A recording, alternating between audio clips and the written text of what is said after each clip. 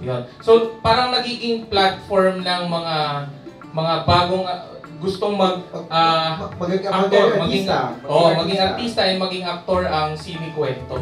Doon nila na showcase kasi yung acting skills nila. Walang extra, lahat bida. Oo nga. Tsaka pa pantay-pantay. Yes po, opo. Kung ano yung ginagawa ng isang sikat artista, ginagawa din ng mga actors mo.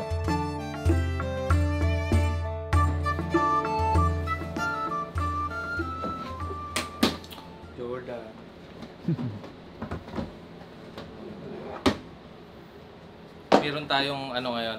Meron tayong interview with Direk Benny sa Euro TV. In-invite niya tayo. Magkasama lang kami kailan ba yung premiere? Nung premiere ng mga kwento ni Ella, magkasama lang kami ni Direk Benny and then in-invite niya ako for an interview and also guesting sa Euro TV. Kaya may pa-guesting! Kasama natin si Melvin na yan sa camera. Yes, sir!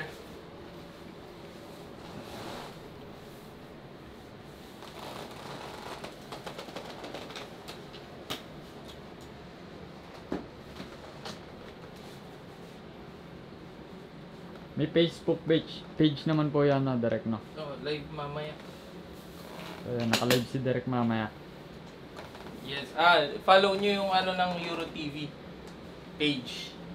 Hanapin nyo na lang yung live kasi yon. So, hanapin nyo na lang yung ngayon ay, anong petsa ngayon?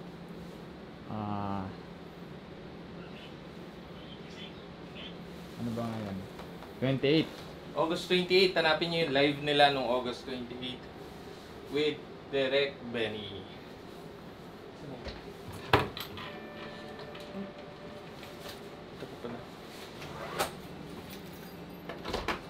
Okay, mag-i-interview sa atin si Direk Benny. Direk Benny kasi isa siyang director, no. Matagal na actually. Noong mga I think 1990s pa na si Direk Benny or 2000s director na si Direk Benny. Marami na rin siyang pelikulang nagawa, pinalabas sa sinehan. Yun. And nakakatuwa na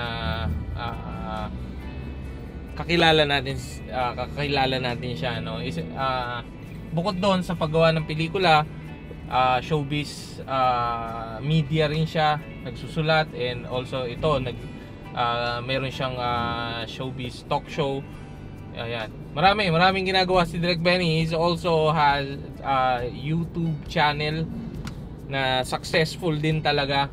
100,000s of subscribers ang meron siya.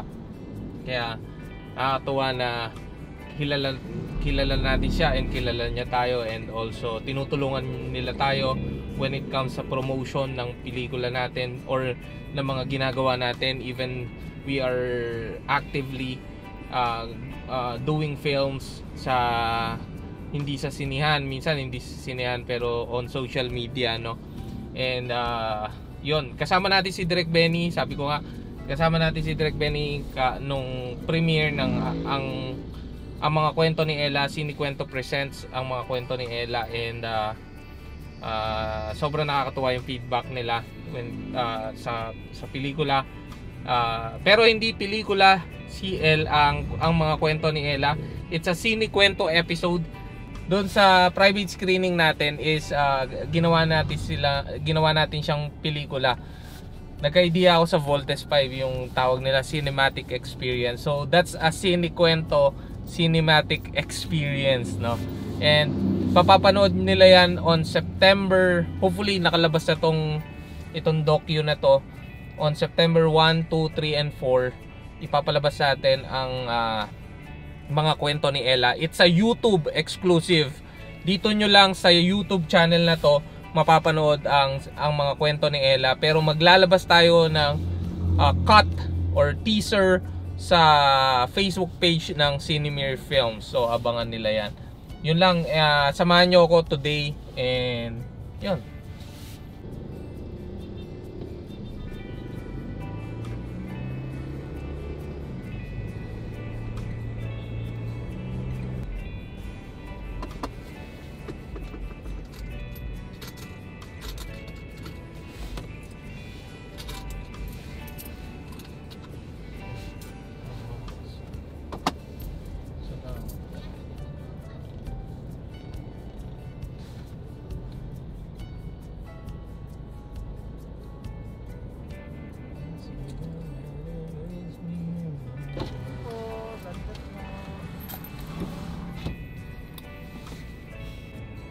Arrive tayo ng 1:06. 2 p.m. 2 p.m. pa yung yung interview. So, yun. Kahit saan namang even shoot or meetings or ang ganito, mga events, we make sure na maaga tayo para hindi ngarag, no? Like maaga ng 30 minutes, 45 minutes or 1 hour. Pag malayo, mga 2 hours or mga kapag yung like probinsya, mas gusto ko na pumupunta ng mas maaga para nakakapagpahinga pa ako, lalo na kapag may shoot. Ayoko kapag may shoot yung yung pagdating mo doon, bababa ka na agad tapos setup na agad. Mas prefer ko na mas maaga, like 1 or 2 hours, para makakatulog pa, makakapahinga pa, makakapag-chill pa, no? Hindi yung pagbawa mo, lapag agad ng gamit. So, mas sinasanay ko yung ganon, and also sinasanay ko yung team ko na ganon para hindi ngarag. Mahirap yung ngarag. Masakit sa katawan. Oo. Saka hindi ka makakapag-isip ng tama kasi Paspasan. ang art, utak ang ginagamit, and also in coordination ng muscles and ng buong sistema ng katawan mo. So kailangan well coordinated. Pag sabaw ang utak mo, wala, hindi maganda ang art mo. Yun. Para ka makapag-isip ng creatives kung sabaw-sabaw ka, di ba? Para nagiging in touch ka sa industry. Ang napapanood kong film direct yung sa ibang bansa. Hindi, podcast. Podcast din yun. Para Pero siyang film, lesson. Ang ko kasi, pag pwede naman sa ibang bansa. Ang mo kasi ron, ang reality, nandito ka sa Pinas eh. Para mas applicable yung experience ng mga Pinoy na filmmaker. Pag kasi yung foreign na filmmaker, kukwento nila yung mga nila. Pwede naman yun, i-adapt mo yung iba, pero hindi naman lahat kayang yun eh. Hindi pwedeng gawin dito sa Pinas. Mas parang reality. nag-iba yung style nung niya, no? Nanonood din ako ng gano'n, nakikinig din ako, pero naghahanap talaga ako Filipino, yung mga experience nila. Iba pa rin kasi yung experience.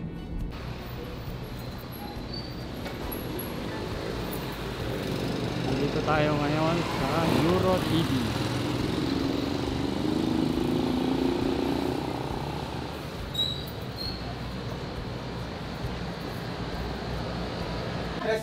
Play, pero tinitake namin ng before 2.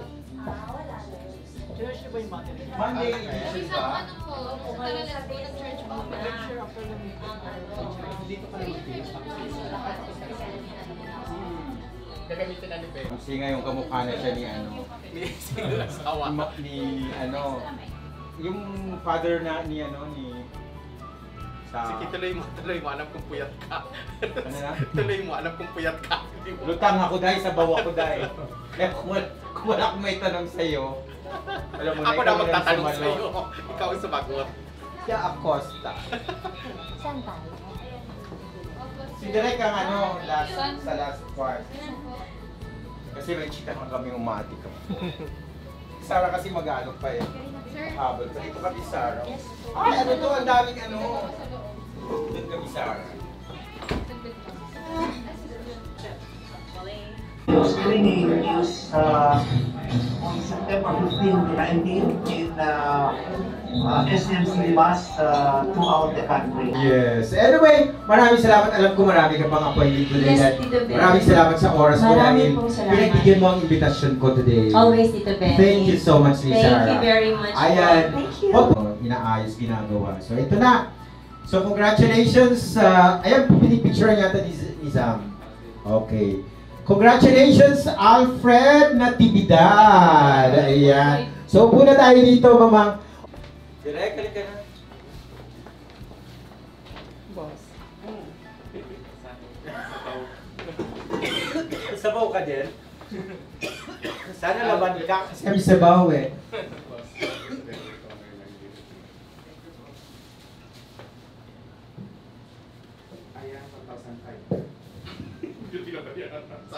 Ay, promote natin mga kwento ni Ella, di ba? Standby na lang. This ano na, September 1 to 3 for ang streaming sa YouTube.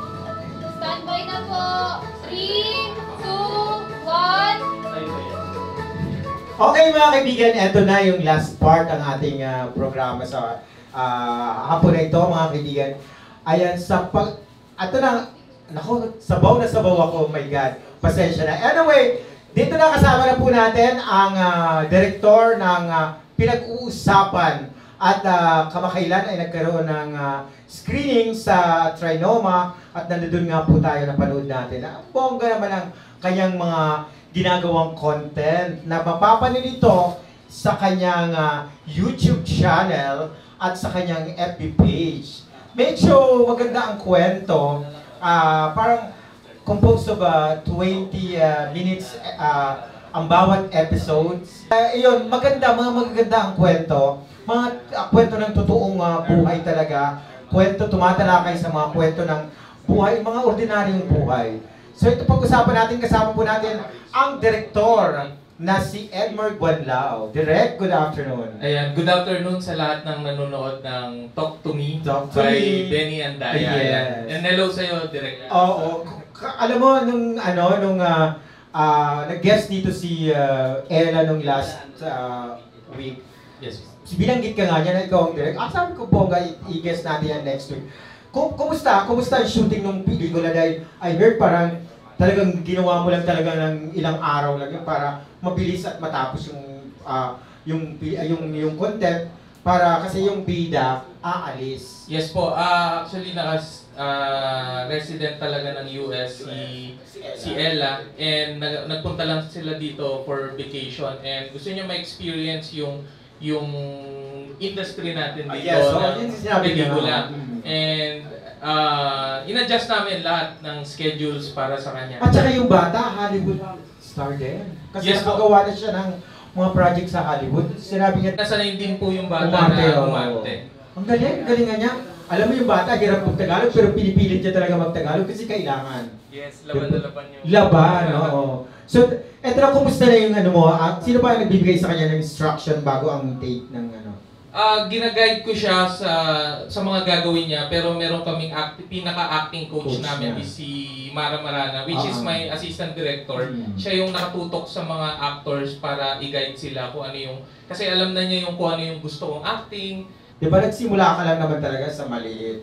Pero Yes. tingnan mo naman ngayon, lumalawak at lalong lumalaki yung ano mo, Yes, network, di ba? And yung passion ko mismo na yung mismong Yun ginagawa na ko nag-drive ngayon. talaga sa'yo, yung passion mo. Yes po, opo. Ever since po 2016 or Yes. 2015. 15 po. Opo. Oh. Nag-start na akong gumawa ng pelikula online and hindi ko iniisip noon na Yung kumbaga revenue- yung views, yung revenue. wala Basta akong yung passion lang. Passion, Yes po, passion. parang sabi ko nga, library ko ng pelikula yung online, yung social media. Right now, nung umpisa, more on friends ko, yung mga actors ko, yung mga kakilala ko rin mismo yung umaarte. And then, nagkaroon ako ng collaboration with FLP Artist Management ni Direk Rodel. And sa kanila galing yung ibang actors na trained actors nila, yung mga pinapadala nila for sinikwento. Okay. Ayan. And then dumating matagal ko nang kakilala din si Direk Ronald and nilapit niya sa akin si Ella to have collaboration with Sinikwento. Yun. So parang nagiging platform ng mga bagong gustong maging artista and maging actor ang Sinikwento.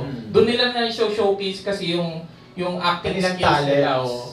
Walang extra, lahat bida. Oo nga. At saka pantay-pantay. Yes Diba? po, opo. Kung ano yung ginagawa ng isang sikat artista, ginagawa din ng mga actors mo. Okay. Yung medyo, ano na yung topic.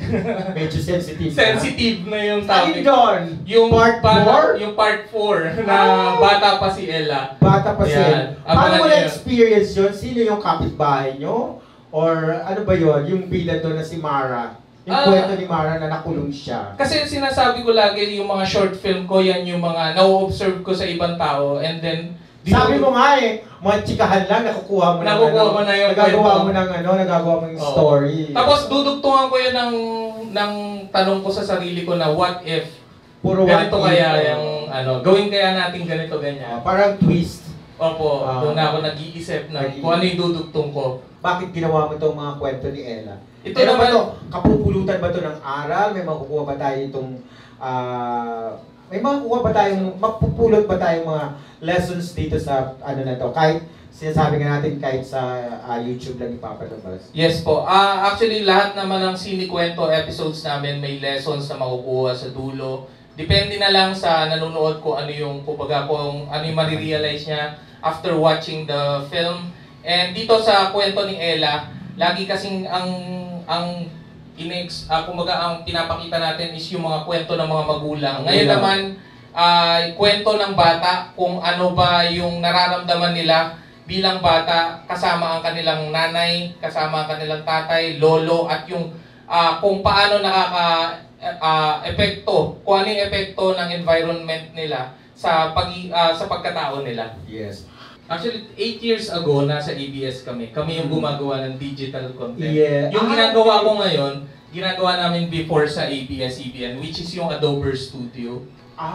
So ito, hindi na bago sa akin. Pero bago pa mag-boom yung ganito, ginagawa na Nagawa namin mo na. before. Kaya Opo. yun ang edge mo talaga. Kasi kaya mo lahat. All in one, editor, cameraman, writer. Diba? Wala lang pambayad, kaya ako na lang. Hindi na talagang kasi kung kaya mo naman, di ba? Kasi alam mo, may mga cameraman, may crew na ina-hire ka, tapos nag-attitude, di ba? Attitude! Nasa shooting na, my God! Nag-attitude, ayaw pang kumilos, iwanan yung camera, o nakatiwangwang, hindi walang bantay. Maraming salamat po mga kaibigan. Magbabalik po ako next week, same time, same program, same station, dito pa rin po sa EuroTV. Ako po, si Benny Andaya. Magandang hapon, Pilipinas, Luzon, Visayas at Mindanao. Lutang at masasalamatan ako mga sponsor. Lutang! Salamat! Sa Cardinos. Thank you. Diba? Mama, para akong ano. Ay, picture pala. Asa yung ano ko? Benny, Pa. ano na tinitira mo ngayon, boss? Yung pa rin. Siya baba. Ay, hindi mo. Ano tinitira niya, boss? Siya Hindi bo. kasi yung Okay. mga ano niya, yung mga indie film niya, meron siya eh. Nakikita ko yun, nadadaanan ko eh. Nakasama ko po yung mga Mga crew. Puro Yung kinukwento niya, kay Benny, Sir Benny, parang tayo lang yun, wala pang mga social vlogging. Wala pa. Oo. Ano yung una sa'yo, hindi kita transfer na... Sabi ko nga, patibayan, kung sino tumagal. Marami na rin kumopya rito. Lahat, ano ba sa kanya? K5, kung ano ng mga hindi yung mga tumungtong, K5. Minsan mapapatanong ka na sino kaya panunod sa akin? Pero ano ka lang, yung passion wala lagay ka lang ng lagay. Tsaka ano lang, legacy yun yun, di ba? Hindi napapansin din. Oo. Almost 9 years, 10 years na kami sa industriya na ganyan. Nung 2018 ko ba nakuha yung YouTube Silver Play ko? Gulat sila lahat kasi nag-viral short film. Parang dati vlog eh. Kami naman, hindi naman kami ganun. Kasi nga, entertainment kami. Tsaka, news company. Company kasi kumbaga, we are affiliated doon kasi sa media industry kami. So, hindi kami through social media. Oo. Marketing talaga kami. Kumbaga, may mga nagpapasok pa rin. Oo. OJT mo. Ito, OJT Ito, ko. OJT rin namin from Cavite, tsaka from ICC. Ito, gumawa na ng pelikula. Siya come up ko dun eh. Oo, nakita na niya sa big screen yung gawa. Anong course niyan? BMMA po, Multimedia Arts po. Sila, pasok ka. Handsome talaga. Pag gusto mo talaga, di ba kaya? Pag hindi, wala. Wala. Kung forma lang, wala. Wala. Akala nila, pag mga director, cinematographer, akala nila forma-forma. Tsaka ano dyan, quality, maraming oras. Hindi ko pwede yung pagod na ako, pwede na ako. Dedication talaga. Dapat ang inaabangan mo yung yung mapapanood mo na siya. Yun talaga. Tsaka gawa na lang gawa, tama yan. Oo. Meron ka kami i-release na, eto, yung documentary naman namin.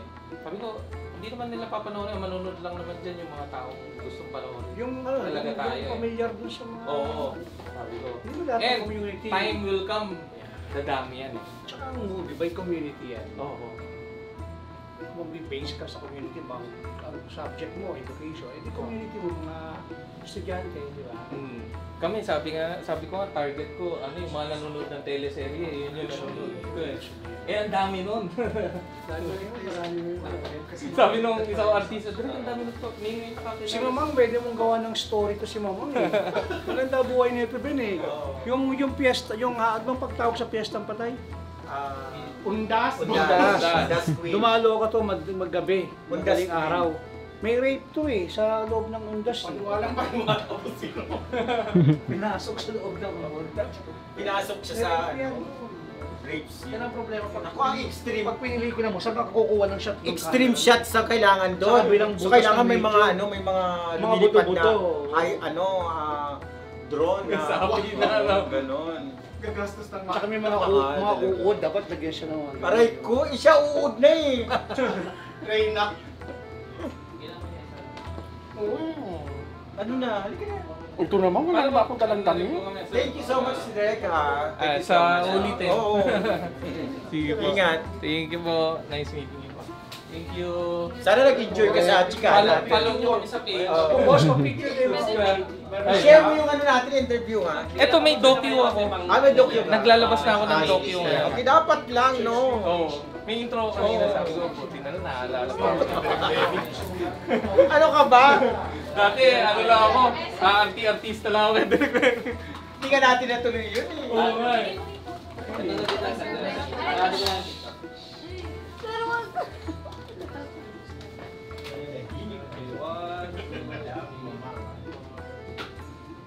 Thank you po. Thank you. Sa mga ano, nagkaroon ng kalantian. Muna na po kami, sir. Thank you po. Thank you. Thank you po. Ay, oo, sige. Sabi ko nga sila, ano yung mga sinasabi ko sa'yo?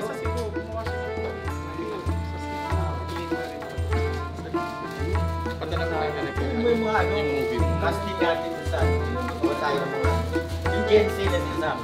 Oo. Yung problema ng Gen Z. Gawa tayong series. Oo.